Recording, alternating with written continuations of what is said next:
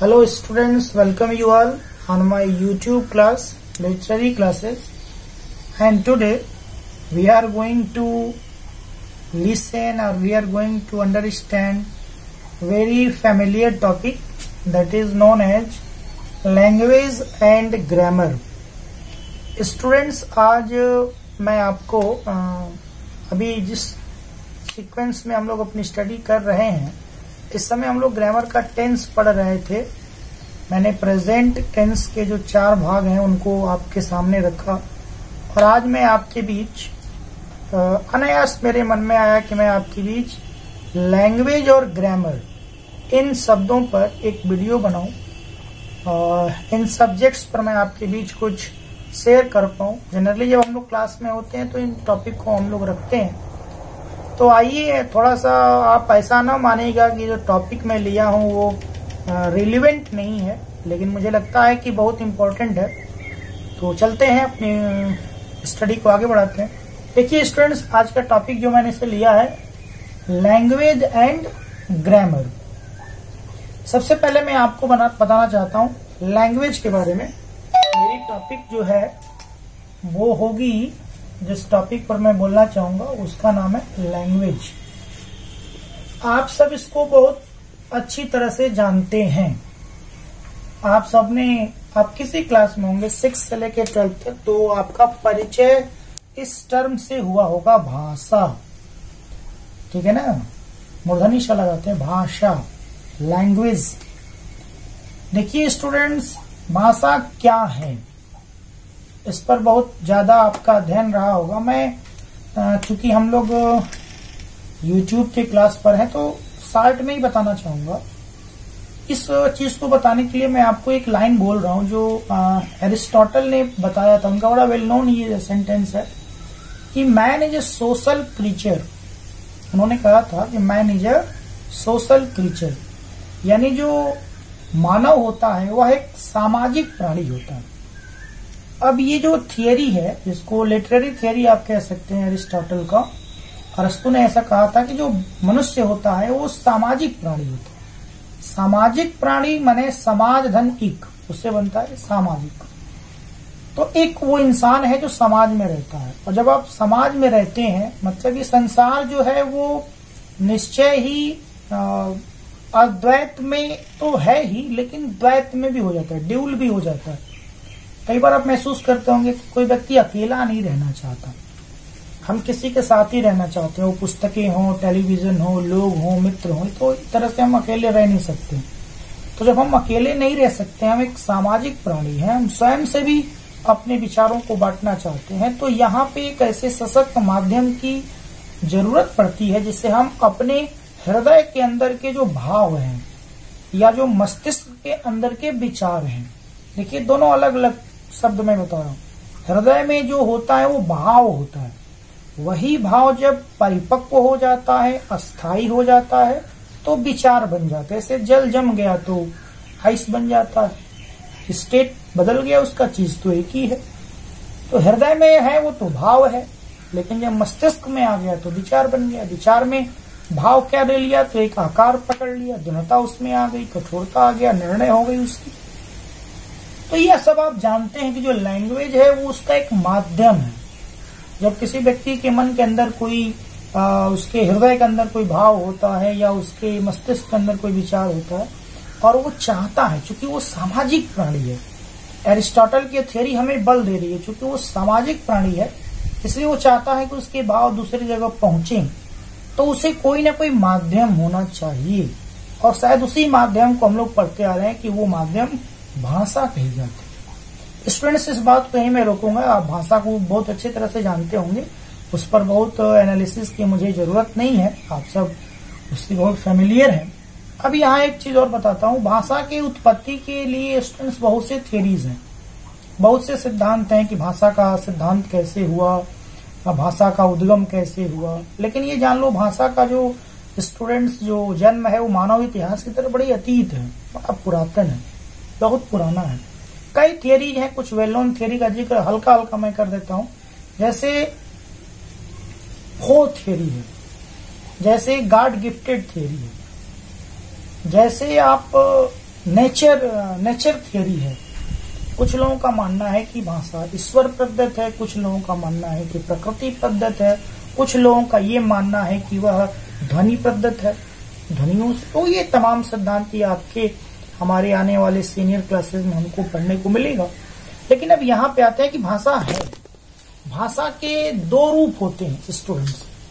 अब यहाँ से जानिए भाषा तो है, ये हम जान गए। अब दुनिया में ये जान लेना, थोड़ा सा बता देता हूँ कि कुछ मूल भाषाएं होती हैं। मूल भाषाएं कौन सी होती हैं? ऐसी भाषाएं जो जिनका शुरुआत किसी अन्य भाषा से नहीं हुआ, वो मूल रूप से उसी रूप में उनका निर्माण हुआ। जैसे भारत में आपका संस्कृत है या तमिल की बात आप कर लें, ये सब मूल भाषाएं हैं। लेकिन कुछ ऐसी भी भाषाएं होती हैं जिनका प्रयोग भाषाओं के संबंध से होता है। दो भाषाओं से, तीन भाषाओं से मिलकर के वो भाषा बन जाती है। जैसे आपकी हिंदी है, उर्दू है, अंग्रेजी है। तो मूल भाषाओं की संख्या बहुत कम है, 10-12 है पूरे दुनिया में। लेकिन जो भाषाएं हैं उनकी संख्या मैं नहीं बता सकता, 5000 से अधिक भाषाएं हैं। एक और होता है भाषा का जो रूप, भाषा का ही रूप होता है कि भाषा में थोड़ा सा क्षेत्रवाद का प्रभाव पड़ जाता है, उसमें कुछ परिवर्तन आ जाते हैं, वो कुछ नियमों से बाहर निकलने लगता है, तो उसके विकास के क्रम में आप पढ़ते हैं, उसको बोली आप कहते हैं। तो बोली भाषा, ये दो टर्म हो गए। तो इस तरह से अब मैं अपनी बात पे आता हूँ स्टूडेंट्स, कि अगर कोई विद्यार्थी, कोई स्टूडेंट किसी भाषा को पढ़ना चाहता है, इसका मतलब क्या?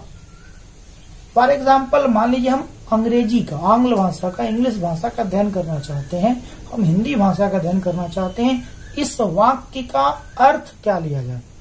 इस वाक्य का अर्थ ये लिया जाएगा स्टूडेंट्स कि हर भाषा के अंदर कुछ भाषाई कौशल होते हैं जिसमें हमें दक्षता, निपुणता प्राप्त करनी होती है, उसी को हमें जानना होता है। इसी को हम कहते हैं भाषा सीखना।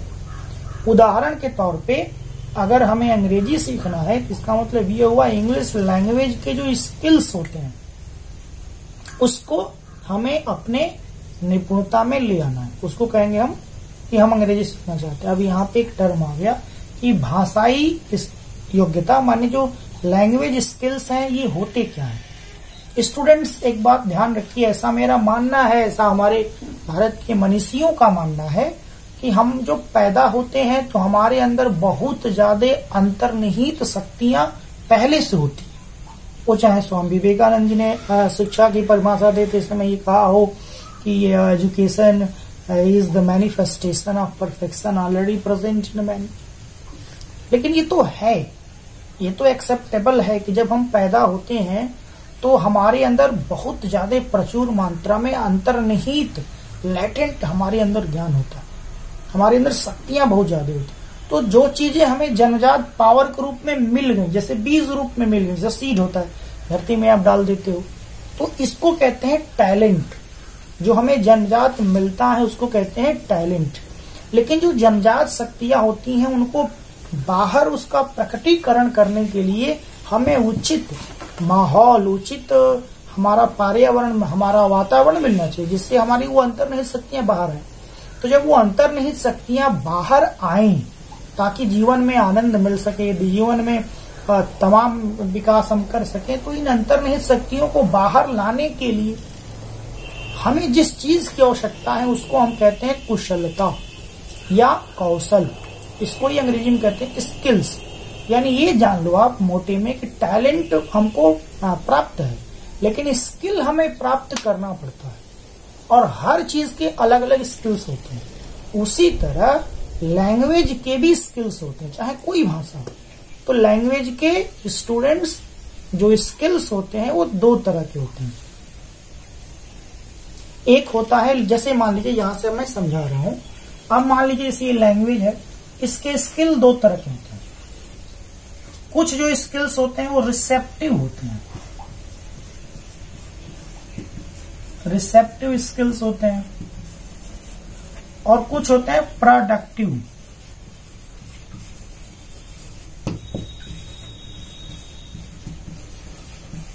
आप देखिए मैंने बताया स्किल्स का हर भाषा में, ये केवल अंग्रेजी के लिए नहीं, दुनिया की कोई आप भाषा सीखना चाहते हैं, इसका मतलब है आप उस भाषा की जो भाषाई लैंग्वेज जो स्किल्स हैं उसको आप सीखना चाहते हैं। क्यों सीखना चाहते हैं? क्योंकि जब ये स्किल्स आ जाएगा तभी हम उस भाषा को जान पाएंगे, अपने अंदर उस भाषा से रिलेटेड जो एबिलिटी है उसको मैनिफेस्ट कर पाएंगे। तो उसको मैंने बांट दिया दो भागों में, रिसेप्टिव स्किल्स और प्रोडक्टिव स्किल्स। रिसेप्टिव जो बना है रिसीव से बना है, ऐसा स्किल जो हम बाहर से अंतर्मुखी अंदर की तरफ जब ले आते हैं, वो हमारे अंदर बाहर से अंदर की तरफ आता है तो हमारा वो डेवलप कराता है भाषाई। और प्रोडक्टिव का मतलब वो अंदर से बाहर की तरफ हम उसको खुद उत्पाद करते हैं, उसको बाहर निकालते हैं। अब ये जो रिसेप्टिव स्किल्स के स्टूडेंट्स, इसमें जो आ जाता है जिसको हम रिसीव करते हैं, इसमें हमारा सबसे पहले आता है लिसनिंग स्किल्स और रीडिंग स्किल्स।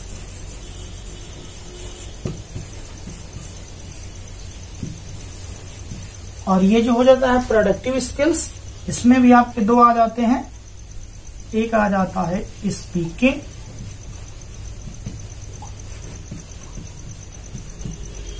और एक हो जाता है आपका राइटिंग।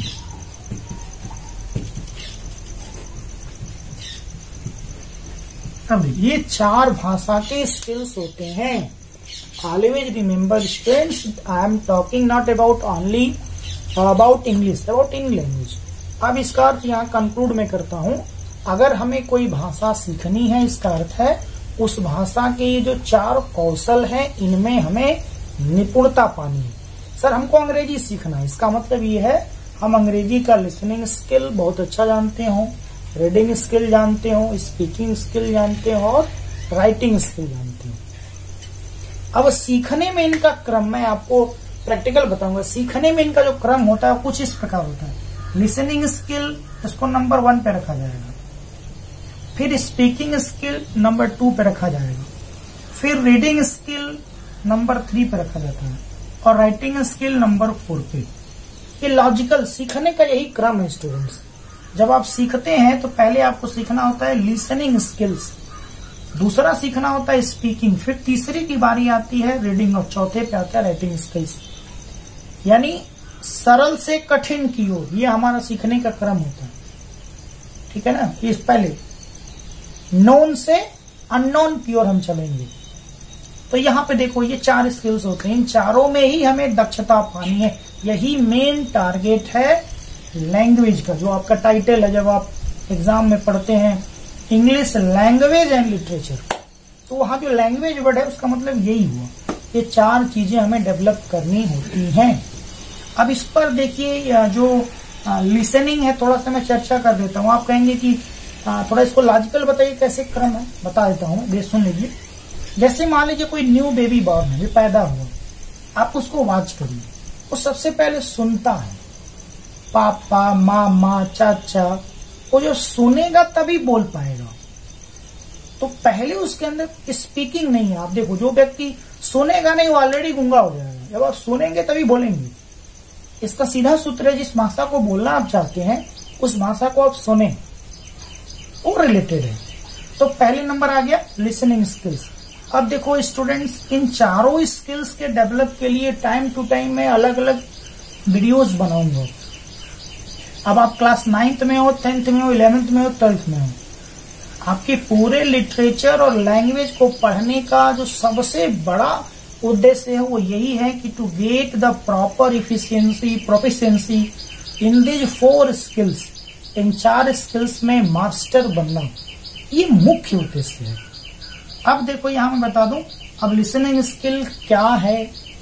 अब आप एक उदाहरण मैं देता हूं, कभी इसके लिए अलग अलग वीडियोस बनेंगे, कई सीरीज में बनाना पड़ेगा।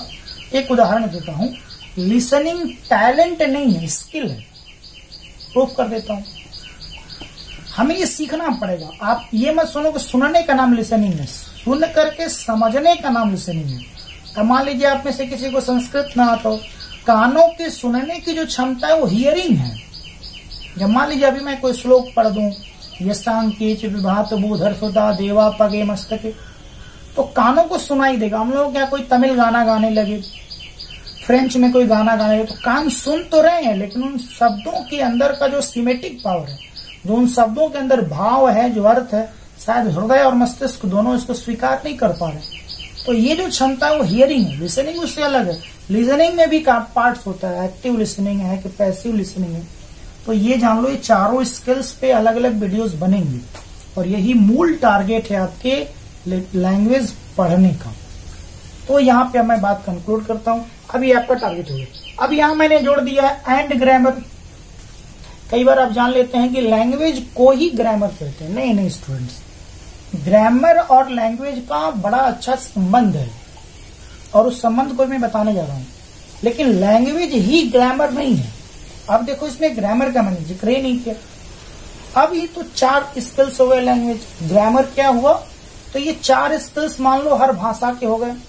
लेकिन ये जो भी स्किल्स हम सीखेंगे, मान लो हम लिसनिंग स्किल्स सीखने लगे, तो कैसे सीखेंगे, क्या सीखेंगे, कितना सीखेंगे, कहाँ हम सही हैं, कहाँ हम नहीं हैं, ये सारी देखरेख कौन करेगा? तो जो संहिता माने जो कोड ऑफ नॉलेज, जो कोड ऑफ रूल्स, जो संहिता इसका ध्यान देगी एक अभिभावक की तरह। ये मान लो भाषा के 4 पुत्र हो गए, लेकिन ये भाषा के चारों पुत्र जिसके अधीन होकर के, जिसके सानिध्य में आकर के इन चारों का पल्लवन होगा, पालन होगा, विकास होगा, समुचित विकास होगा, उसी संहिता का नाम है ग्रामर, व्याकरण। यानी ग्रामर पढ़ने का उद्देश्य यही होना चाहिए। ग्रामर वही शास्त्र है, वही कोड ऑफ रूल्स है जो लैंग्वेज स्किल्स को प्रॉपरली टीच करे, डेवलप करे, उनको करेक्ट करे। और ये सारा काम वो कैसे करेगा? As a guardian. यानी जो ग्रामर है वो लैंग्वेज के स्किल्स का गुरु है या उसका गार्जियन है, अभिभावक है या उसका गुरु है। और गुरु का काम केवल ताड़ना का तो होता नहीं। जब किसी चीज को आप ठीक से समझेंगे तो वो चीजें क्या हो जाती हैं? सुंदर हो जाती हैं। ग्रामर के केयर में, ग्रामर अगर आप जानते हैं तो आपके स्किल्स में एक मधुरता आ जाएगी। स्किल आप सीख रहे हैं उसमें एक स्वीटनेस आ जाएगा। यानी कहीं न कहीं ग्रामर क्या कर रहा है? तो हमारे भाषाई कौशलों में एक सुंदरता ला रहा है, एक मिठास ला रहा है। इसलिए वो कौन सा काम करने लगा? Like a guardian, etiquette. कुछ लोग तो कहते हैं grammar is an etiquette of manner. हमको संस्कारवान बना देता है, हमारे लिसनिंग को, रीडिंग को, राइटिंग को, स्पीकिंग को, उसमें कल्चर डाल देता है। और कल्चर कितना मीठा होता है आप जानते ही होंगे। तो that code of rules is known as grammar. तो ग्रामर को हम ठीक से पढ़ें, लेकिन ग्रामर ठीक से जानने का उद्देश्य क्या है ये मैं आपको बता रहा हूं। ग्रामर आपका माध्यम बनेगा, ग्रामर आपका गुरु का काम करेगा। ग्रामर आप ठीक से जानेंगे तो आपका उद्देश्य है ये जो भाषा के 4 पुत्र हैं, ये जो 4 विभाग हैं, जो 4 चरण हैं, इनमें आपको निपुणता मिलेगी। और जब इनमें निपुणता आ जाएगी तो निश्चय ही आपके अंदर जो भाषा के अपेक्षाकृत स्किल्स हैं वो पाए जाएंगे। आई होप आपको ये वीडियो अच्छा लगा होगा। आने वाले दिनों में कभी समय मिला सिलेबस से हट करके तो ये वीडियो मैंने इसीलिए बनाया स्टूडेंट्स, ताकि आप कुछ भी पढ़ते हो, लिटरेचर का कोई चैप्टर पढ़ो या ग्रामर का कोई चैप्टर पढ़ो, हमेशा दिमाग में रखो कि ये पढ़ क्यों रहे हो। केवल कोर्स कंप्लीट कर लेना, क्वेश्चन आंसर डन कर लेना, तो उसका मूल उद्देश्य क्या है? मूल माने उसका 80% क्या उद्देश्य है? तो वो उद्देश्य है कि क्या whether you are developing your listening skill, speaking skill, reading skills है, राइटिंग स्किल्स, इसको हमेशा ध्यान में रखिए। हमारा ये बढ़ रहा है कि नहीं बढ़ रहा है, और बढ़ रहा है तो सही दिशा में बढ़ रहा है कि नहीं बढ़ रहा है, इसको हमेशा ध्यान रखेंगे। अब मैं यहाँ से आपसे इस सेशन में विदा लूंगा। कभी अवसर मिला तो एक पे मैं वीडियो बनाऊंगा। लिसनिंग स्किल क्या है, कैसे बढ़े, रीडिंग स्किल क्या है, कैसे बढ़े, कितने टाइप का रीडिंग स्किल होता है, शायद वो आपके एजुकेशन को, इंग्लिश की जो लर्निंग आप कर रहे हैं उसमें वो मदद कर सके। Wish you all the best during this lockdown period. Be safe and enjoy your study. Thank you very much.